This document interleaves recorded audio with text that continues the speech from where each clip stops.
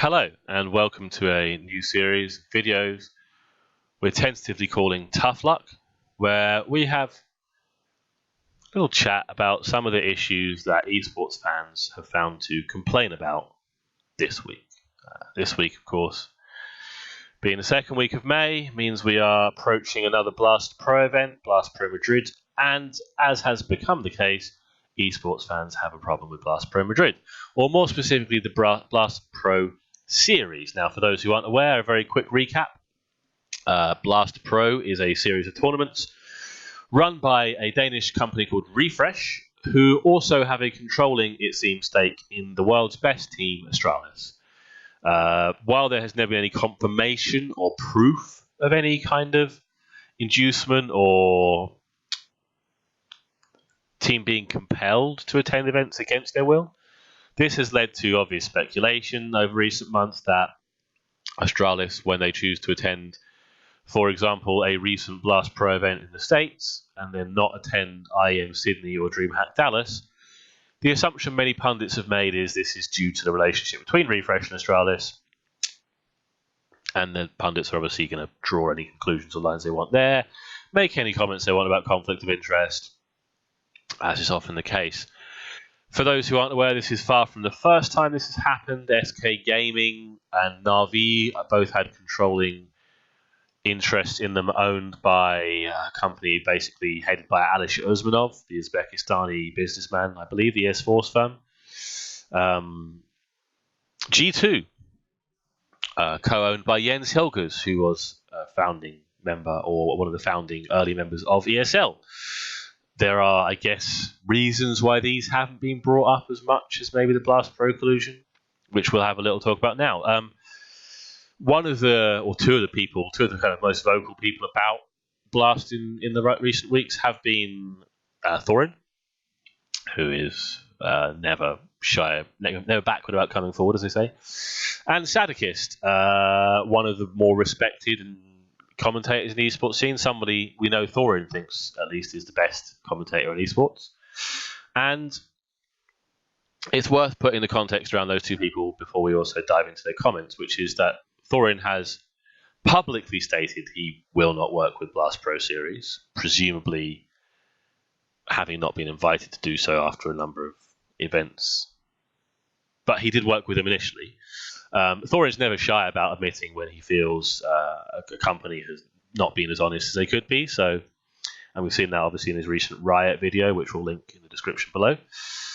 And from Sadikist's point of view, while we don't know exactly if that is the case, it would logically follow, given his recent history, that the image Blast Pro are trying to present doesn't necessarily fit with the image, sort of edgier, not always voluntarily edgier, image that Sadikist has put forward. So it is worth paying attention to the fact that the two most critical and most outspoken voices about Blast right now, or two of the most critical, are also people who have no bridges left to burn, we can assume, with Refresh and Blast. They have nothing left to lose, so they can speak their minds freely. Whether you choose to assume that means they are going to be bitter and make things up, or simply that they are the only ones with the freedom to speak, and in fact other members of the Blast community would be speaking out if they weren't presumably tied into silence with some kind of golden contract, is up to you, kind of up to your worldview, but it is at least worth always remembering who is saying what. So the first point that should be made, and probably the most crucial point that I always think needs to be remembered in these situations, is that Blast can, in theory, compel one team to go to their events, and that is Astralis.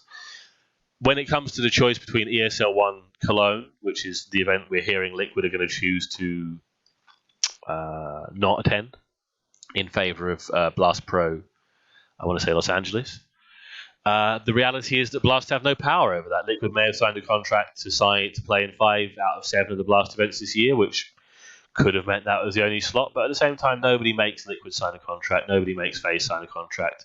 Obviously, the Refresh Astralis thing is more murky and difficult to understand whether there is an inducement there, but outside of that, it is dishonest or at least disingenuous to suggest that Blast or Refresh are somehow responsible for Liquid's decision to miss ESL 1 Cologne either in the short or long term. What makes a lot more sense is to ask why, if the likes of Thorin, Sadikist, many other pundits, Richard Lewis, many of the most respected names in esports and Counter-Strike, if they view ESL 1 Cologne as a truly special and seminal event in CSGO, the cathedral of Counter-Strike as the venue is known, why is it that teams don't? Why is it that Blast find it so easy to essentially just snap their fingers, if we assume that's how it goes, and say, Liquid, do you want to come to LA instead? Now, there are a lot of things that go into a team's decision to travel to an event. And there are some things about ESL 1 Cologne that may have influenced that, some things that might. In Liquid's case, of course, traveling to LA versus traveling to Germany is a very different commitment in terms of time and effort. And then when you add into that the fact that Blast is a 2-day event and Cologne is going to be a couple of weeks in terms of the commitment it requires, that becomes even more sort of pronounced. The math we saw online from an HLTV writer recently proving that Blast Pro events take up 3 weeks of the calendar each, it is a stretch at best and at worst a frankly dishonest attempt to make it seem as though Blast are doing the same thing as everyone else does, which is honestly one of the biggest problems that I think a lot of people are going to have with the criticism of Blast. The reality is, if you ask Team Liquid to attend a 2-day event in LA, if you ask Astralis to attend a 2-day event in America versus a week-long LAN, that already is a massive difference in terms of the commitment that team has to make in terms of time, before you get into the commitment of time in the server required. Realistically, at Blast, your event can be over after 3 maps if you go 0 and 3. Sure, you might get into the show match. Sure, you might get to win a few grand to a CSGO player. It's not a huge amount of money these days. But the reality is you may actually end up just playing 3 maps of CSGO at one Blast event that actually matter, with the rest just being, mucking around, not really meaningful games. Compare that to ESL 1 Cologne, where you could end up playing a best of 3 on day 1 or day 2. That takes up the same amount of time, same amount of effort. But at the end of that best of 3, all you've done in Cologne is play 1 best of 3, whereas in Blast, 3 maps, could be in a final, you could be out. So the stress from that point of view on the players from playing, from a competitive point of view, is far lower at Blast. We also know that Blast do treat the players very well. They treat them with the respect and, more importantly, the reverence that professional sportswomen are given. And that does, I think, make a difference to players who have been flying 25, 30 hours on a fairly regular basis to get to events for the last few years. If one organizer is willing to go the extra mile, put you in business class or even first class, is willing to make sure you have that 5-star hotel rather than that 4 or 3-star hotel, is willing to make sure that whenever a player needs a drink, whenever a player needs something to eat, there is a person on hand to take care of that, rather than make the team take care of it themselves, or maybe just have less runners around. That's going to make a difference. And with the money that CSGO players are earning, it's very difficult to compel them purely with prize money. If you're earning $20,000 a month, suddenly a $250,000 prize pool, or the winner's share of that, becomes far less significant, especially if your long-term earning career prospects are tied, as they inevitably are in Counter-Strike, to the majors. So fundamentally, those are the only events really you can expect players to prioritize over all else. Finally, outside of the good things that Blast do for players, they have done a lot of good for the scene as well. They have, through their relationship with RFRSH and Astralis, and through the events they've run, pushed a professionalism and a polish of production that we haven't seen as being standard at esports events, and innovated in ways that Counter-Strike is desperately needed. How they choose to evolve in the future, be that with major bids, be that with longer events, or be that just by staying where they are and choosing to corner the market for CSGO entertainment, for want of a better term, is up to Blast, but they are part of the fabric of CSGO now.